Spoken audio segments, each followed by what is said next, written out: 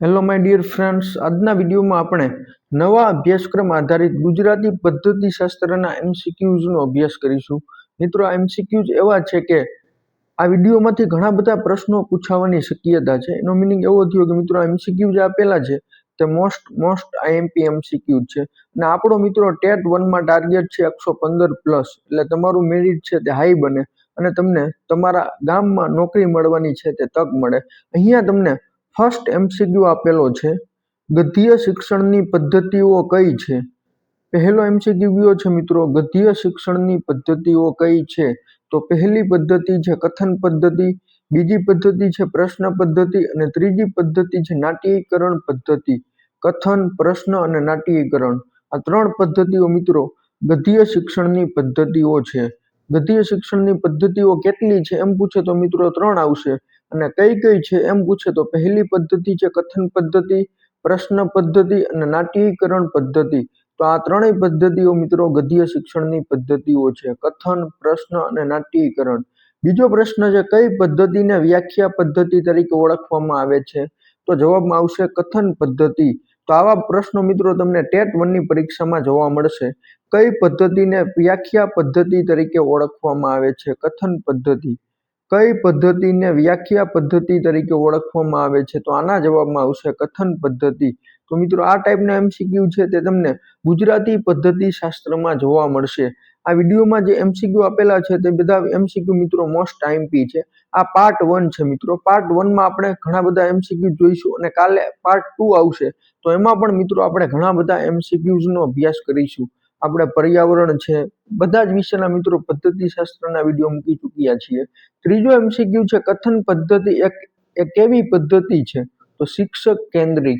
કથન પદ્ધતિ એ કેવી પદ્ધતિ છે મિત્રો? શિક્ષક કેન્દ્રી. તમને પ્રશ્ન પૂછે કે કથન પદ્ધતિ એ કેવી પદ્ધતિ છે? 4 અલગ અલગ ઓપ્શન આપેલા હોય, વિદ્યાર્થી કેન્દ્રી, શિક્ષક કેન્દ્રી, તો 4 માંથી શિક્ષક કેન્દ્રી જવાબ આવશે. ચોથો એમસીક્યુ છે કથન પદ્ધતિના લાભ જણાવો. તો કથન પદ્ધતિના લાભ કયા કયા છે મિત્રો? અહીંયા આપેલા છે. શિક્ષકની વાંકછાટ ઉપર આધારિત હોવાથી શિક્ષણ કાર્ય અસરકારક બને છે. કથન પદ્ધતિ છે તે મિત્રો શિક્ષકની વાંકછાટ ઉપર આધારિત હોવાથી શિક્ષણ કાર્ય અસરકારક બને છે. શિક્ષકના વિસ્તૃત જ્ઞાનનો લાભ વિદ્યાર્થીઓને મળે છે. એટલે શિક્ષક પાસે જે જ્ઞાન હોય, વધારાનું જ્ઞાન, તેનો લાભ વિદ્યાર્થીઓને મળે છે.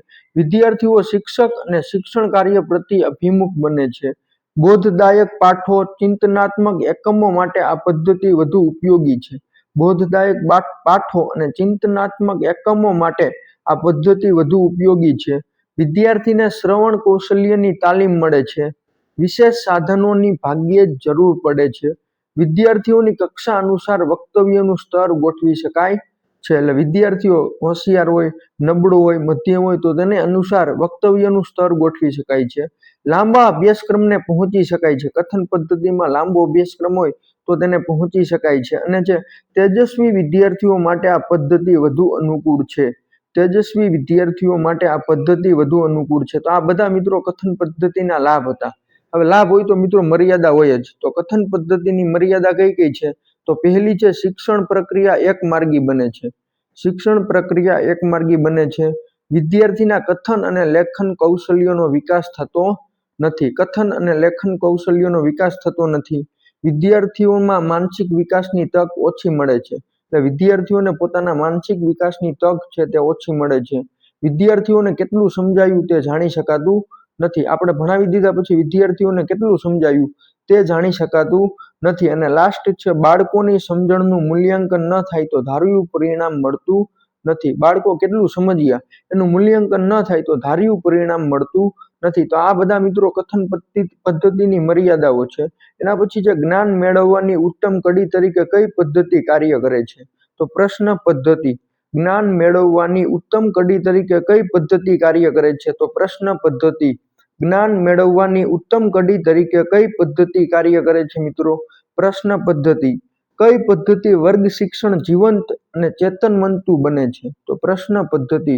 કઈ પદ્ધતિથી વર્ગ શિક્ષણ જીવંત અને ચેતનવંતું બને છે? તો પ્રશ્ન પદ્ધતિ. કઈ પદ્ધતિથી વર્ગ શિક્ષણ જીવંત અને ચેતનવંતું બને છે? તો પ્રશ્ન પદ્ધતિ. પાંચમો MCQ મિત્રો આપણે જોયો, કથન પદ્ધતિની મર્યાદાઓ જણાવો. એના પહેલા એના લાભ જોયા હતા. તો મર્યાદા આપણે જોઈ કે શિક્ષણ પ્રક્રિયા એકમાર્ગી બને છે, વિદ્યાર્થીમાં કથન અને લેખન કૌશલ્યનો વિકાસ થતો નથી, વિદ્યાર્થીઓમાં માનસિક વિકાસની તક ઓછી મળે છે. તો આ બધા 5 આપણે મુદ્દાઓ જોયા હતા.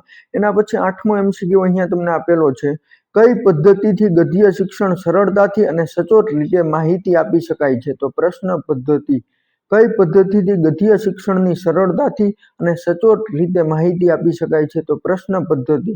કઈ પદ્ધતિથી ગદ્ય શિક્ષણની સરળતાથી અને સચોટ રીતે માહિતી આપી શકાય. તો એના જવાબમાં આવશે પ્રશ્ન પદ્ધતિ. એના પછી નેક્સ્ટ છે 9મો પ્રશ્ન, પ્રશ્ન પદ્ધતિના લાભ જણાવો, ફાયદા જણાવો. તો પહેલો ફાયદો છે, વિદ્યાર્થીઓની લઘુતા ગ્રંથિ દૂર થાય છે. લઘુતા ગ્રંથિ હોય તે દૂર થાય છે મિત્રો.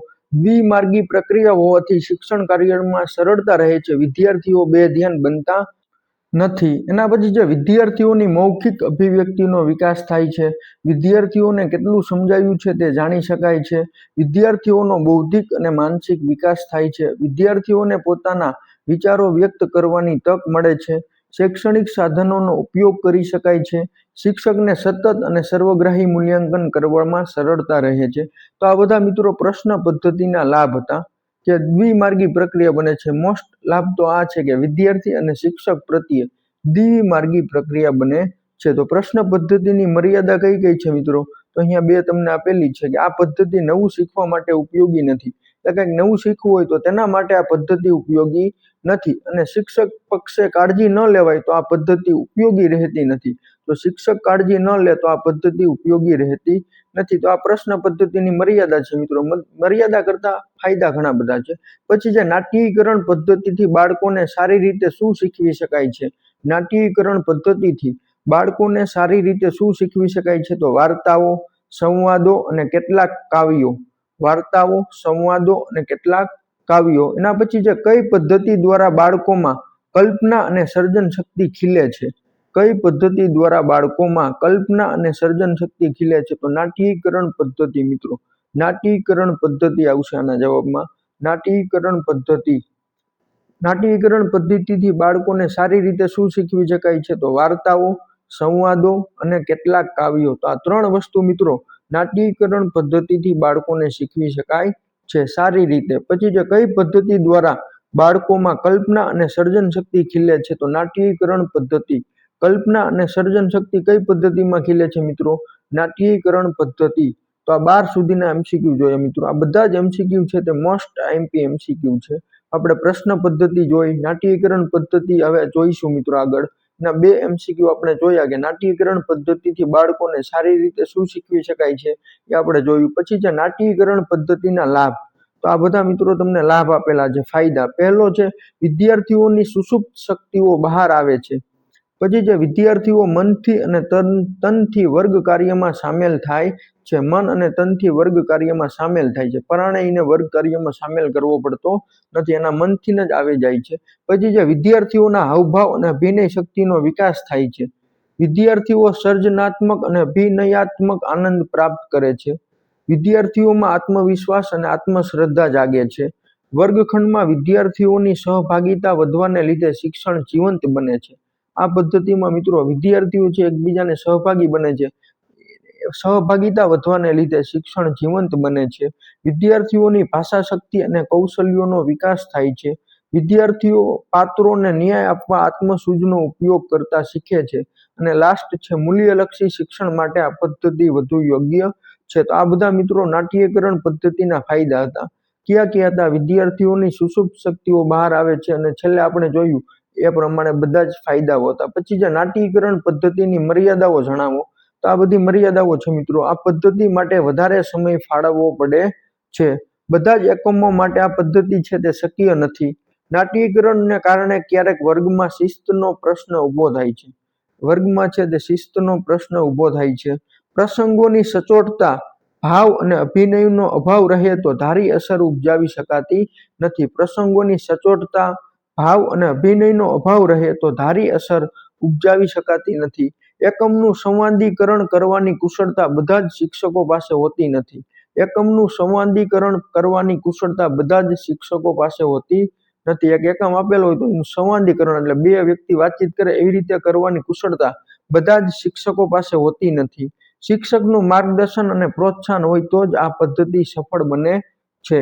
તો આ બધી નાટ્યકરણ પદ્ધતિની મર્યાદાઓ હતી. પછી જે પદ્ય શિક્ષણ પદ્ધતિઓથી બાળકોના અંદર કેવું ઘડતર થાય છે.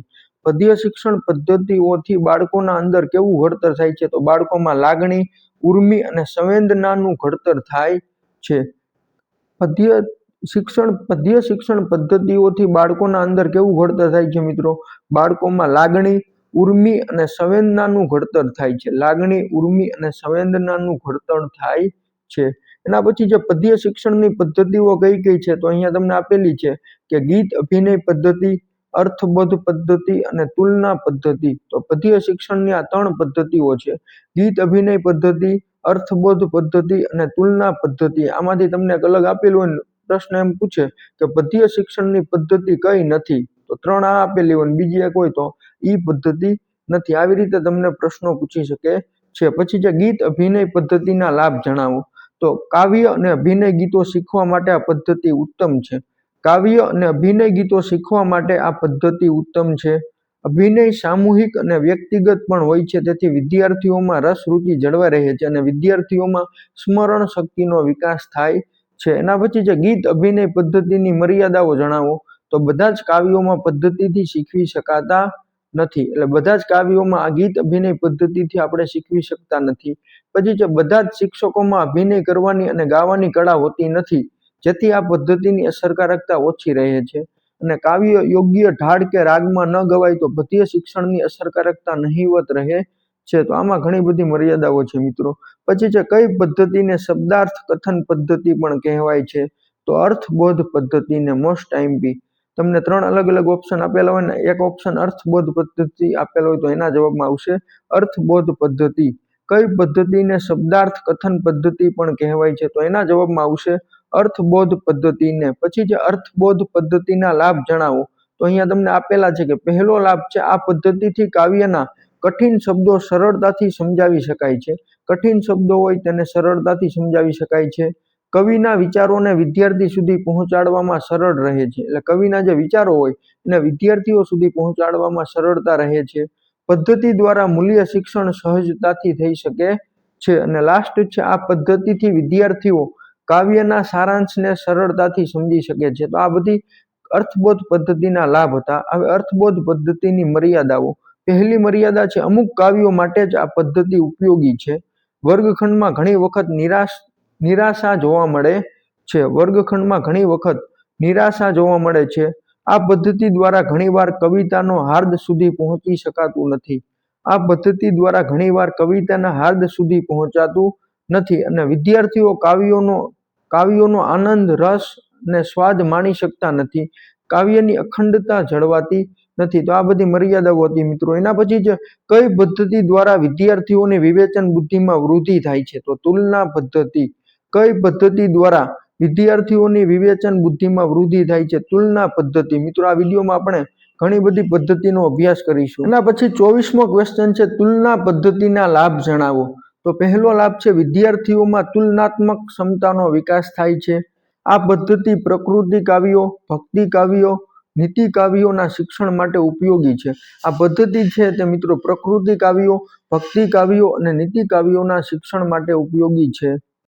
ત્રીજો લાભ છે વિદ્યાર્થીઓને પૂરક સાહિત્યની જાણકારીનો લાભ મળે છે. વિદ્યાર્થીઓને પૂરક સાહિત્યની જાણકારીનો લાભ મળે છે. વિદ્યાર્થીઓને જ્ઞાનનો વિસ્તાર કરવાની તક મળે છે. અને લાસ્ટ છે શિક્ષકોમાં સંદર્ભ પુસ્તકો વાંચવાની ઈચ્છા જાગે છે. તો મિત્રો આ બધા તુલના પદ્ધતિના લાભ છે.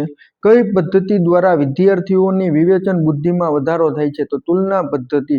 તો મિત્રો આ ફોટામાં તમે જોઈ શકો છો કે તમને આ ફોટામાં એક પ્લેલિસ્ટ આપેલું છે અથવા તો કોર્સ આપેલો છે. તો કોર્સ અથવા પ્લેલિસ્ટમાં જઈને તમે ટેટ 1 સિલેક્ટ કરશો. કોર્સ અથવા પ્લેલિસ્ટમાં લખેલું છે ટેટ 1.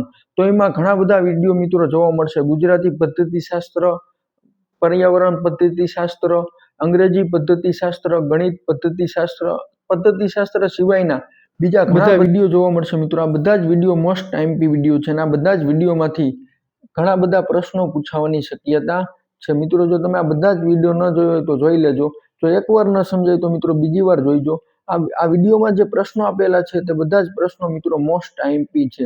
ઘણા બધા MCQ મિત્રો ટેટ 1 ની પરીક્ષામાં તમને આ બધા જ વિડીયોમાંથી જોવા મળશે અને આ બધા જ વિડીયો ફ્રી ઓફ કોસ્ટ છે મિત્રો. આમાં તમારે એક પણ રૂપિયાનો ચાર્જ ચૂકવવાનો નથી અને આ બધા જ વિડીયોમાં જે MCQ આપેલા છે મિત્રો તે બધા જ MCQ અગાઉની પરીક્ષામાં પૂછાઈ ગયેલા છે અથવા તો આવનારી પરીક્ષામાં પૂછાવાની શક્યતા ધરાવે છે તેવા MCQ આપેલા છે મિત્રો.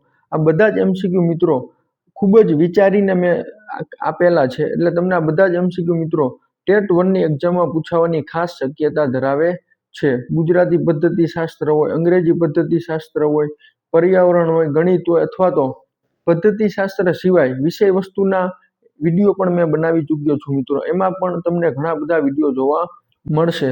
અને મિત્રો આ વખતે જે તમારી ટેટ 1 ની એક્ઝામ લેવાની છે તે ડિસેમ્બર મહિનામાં 21 તારીખે લેવામાં આવશે અને એમાં મિત્રો 1 લાખથી વધારે ફોર્મ ભરાયેલા છે અને આ બીજા વર્ષમાં જે પીટીસી કરતા હોય તેને પણ આ વર્ષે ફોર્મ ભરવાની છે તે તક મળેલી છે અને આવનારા સમયમાં ટેટ 1 ની મિત્રો મોટા પાયે ભરતી થવાની છે. તો તમે આ એક્ઝામમાં મિત્રો ખૂબ જ મહેનત કરી લેજો જેથી તમે એક્ઝામ છે તે ક્રેક કરી અને મિત્રો આ બધા જ વિડીયો છે એમાં જે MCQ આપેલા છે તે મિત્રો ખૂબ જ વિચારીને મેં MCQ બનાવેલા છે મિત્રો. એટલે આ બધા જ વિડીયોમાં જે MCQ આપેલા છે તે મિત્રો નવા અભ્યાસક્રમ આધારિત છે અને હવે તમારી મિત્રો જે ટેટ 1 ની જે આખી પેપરની પદ્ધતિ હતી તે ચેન્જ થઈ ગઈ છે. 2025માં જે એક્ઝામ લેવામાં આવશે તે નવા અભ્યાસક્રમ આધારિત છે તે એક્ઝામ લેવામાં આવશે. પહેલા 2011 થી લઈને 2023 સુધીની જે એક્ઝામ લેવાની હતી મિત્રો એમાં છે તે જૂના અભ્યાસક્રમ આધારિત હતી અને હવે જે એક્ઝામ લેવાશે તે નવા અભ્યાસક્રમ આધારિત છે મિત્રો. તો આપણે 24 સુધીના MCQ જોઈએ. 25મો MCQ છે તુલના પદ્ધતિની મર્યાદાઓ જણાવો. તો પહેલું છે બધા જ કાવ્યો આ પદ્ધતિથી શીખવી શકાતા નથી. નાના બાળકો માટે આ પદ્ધતિ અનુકૂળ નથી. ભૂલ ના કરી શકાય તેવા કાવ્યો મેળવવા મુશ્કેલ છે અને શિક્ષકોનો વિશાળ વાંચન અને સંદર્ભ પુસ્તકોનો અભ્યાસ કરવાની ટેવ ન હોય તો આ પદ્ધતિ સફળ થતી નથી. એટલે શિક્ષકોએ વિશાળ વાંચન અથવા સંદર્ભ પુસ્તકોનો અભ્યાસ કરવાની ટેવ ન હોય તો આ પદ્ધતિ સફળ થતી નથી. તો આ બધી જ તુલના પદ્ધતિની મર્યાદાઓ હતી. 26મો ક્વેશ્ચન છે અર્થગ્રહણ કરવામાં કયા કૌશલ્યનો મહત્વનો ભાગ છે?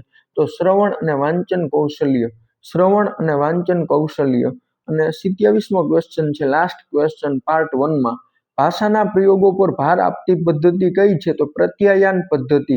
ભાષાના પ્રયોગો પર ભાર આપતી પદ્ધતિ કઈ છે? પ્રત્યાયન પદ્ધતિ.